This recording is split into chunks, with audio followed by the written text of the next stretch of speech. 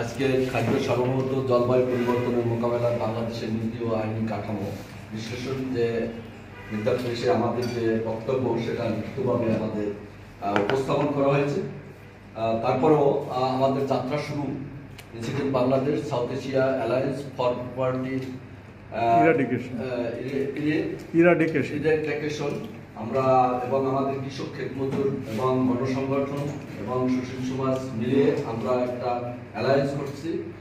এটার ভিতর দিয়ে আমাদের যাত্রা মাত্র শুরু। তো আমরা ইতিপূর্বে করেছি, এখন এইবারই আমরা শুরু করেছি প্রেসের মাধ্যমে। তো আমরা পরবর্তীতে আমাদের কর্মসূচি কি সেটা আমাদের মাসুদ ভাই উপস্থাপন করেছে।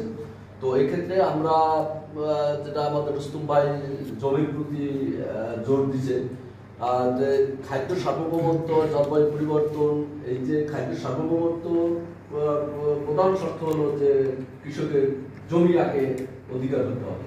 কৃষকের জমি যদি অধিকার হয় তাহলে খাদ্য উৎপাদনে কারা করে। এখন আমাদের দেশে আমরা জানি সবাই যে ক্ষুদ্র কৃষক যারা আছে এবং ফ্যামিলি কৃষক যারা আছে তারাই মেজর অংশটা খাদ্য উৎপাদন করে থাকে।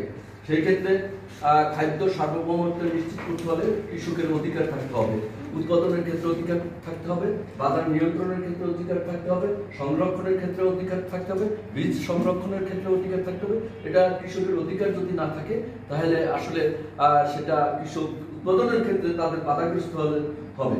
তাই আরো পাশাপাশি কৃষকের উৎপাদনের যে সরঞ্জাম আছে সেটাও সরবরাহ করার জন্য রাষ্ট্রের দায়িত্ব হচ্ছে, সেটাও ন্যায্য মূল্যে সরবরাহ করা এবং উৎপাদন খরচের সাথে মিলিয়ে লাভজনক যাতে তার মূল্য পায়, লাভজনক মূল্য উৎপাদন খরচের সাথে মিলিয়ে লাভজনক মূল্য যাতে কৃষক পায়, সেই দিকটা বিবেচনা করতে হবে।